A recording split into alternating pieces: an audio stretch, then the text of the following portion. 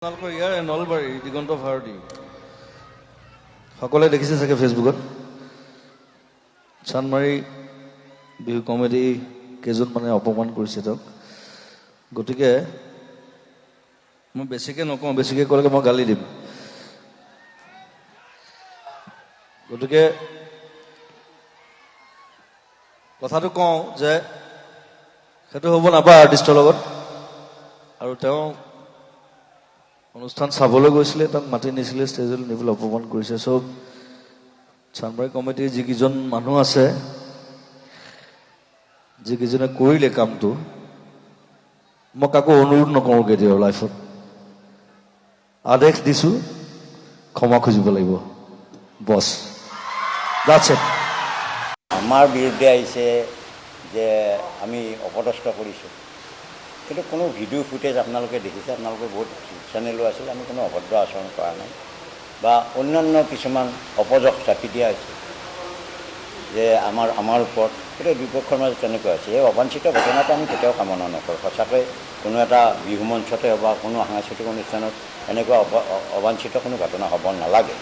কিন্তু পৰিস্থিতিত কেতিয়াবা এনেকুৱা ঘটনা বহুত আগতো হৈছে। এইটো হৈছে আমি কোনো শিল্পীক আমি অসন্মান কৰা আমাৰ নজিৰ নাই।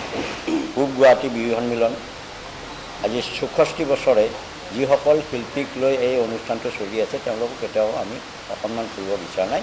আৰু দিগন্ত ভাগৱতীৰ নিচিনা এটা বিশিষ্ট শিল্পী, যথেষ্ট অভিজ্ঞ শিল্পী, আমি যাক মৰম কৰোঁ, শ্ৰদ্ধা কৰোঁ, তেনেধৰণৰ শিল্পী এগৰাকীক আমি অসন্মান কৰাৰ কোনো প্ৰশ্ন নুঠে। আমাৰ কিছু নিয়ম নীতি আছে। আমি দিগন্ত ভাৰতীৰ লগত কোনো চুক্তিবদ্ধ নাছিলোঁ। আমি ভাস্বতী ভাৰতীৰ লগত আমি চুক্তিবদ্ধ আছিলোঁ। আমাৰ তাত কিছু নিয়ম নীতিৰ মাজেৰে আমি তেওঁলোকক গীত পৰিৱেশন দিছোঁ। সেইবিলাক ঘটনা হৈ গৈছে। গতিকে এইটো ঘটনাৰ কাৰণে আমাক এনেকুৱা ধৰণৰ কৰা হ'ল যে আমাক বেয়াকৈ অপযশ দিয়া হৈছে আৰু আমাৰ বিহুৰ তালিবানী আচৰণ বুলি কৰা হৈছে। আপোনালোকে দেখিব ফুটেজবিলাক আছে। আমি ৰিকুৱেষ্ট কৰিছিলোঁ, ফুটেজত স্পষ্টকৈ আছে, তেওঁ সসন্মানে নামিও আহিছে। তেওঁক কোনোবাই মাতি নিছে, সেইটো আমাৰ দৃষ্টিগোচৰ হ'ল। আমাৰ কালচাৰেলৰ সভাপতি সম্পাদক দুগৰাকী আছে, আমাৰ স্বেচ্ছাসেৱক বাহিনীৰ সভাপতি আছে, তেওঁলোকো আছে, প্ৰত্যক্ষ কৰি আছে। সেইটো আৰম্ভণিতেই তেওঁৰ ৱাইফ ভাস্বতীৰ হাতৰ পৰা মাইকটো লৈছে, লৈ তলত গান গাই আছে আৰম্ভণিৰ পৰাই।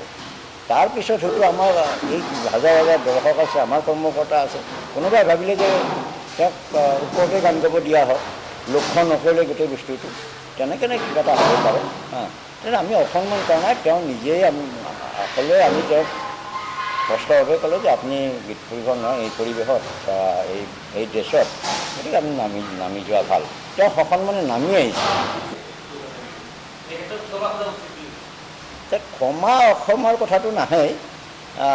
ক্ষমাটো খুজিব লাগিলে তেওঁলোকেও কৰিব লাগিব।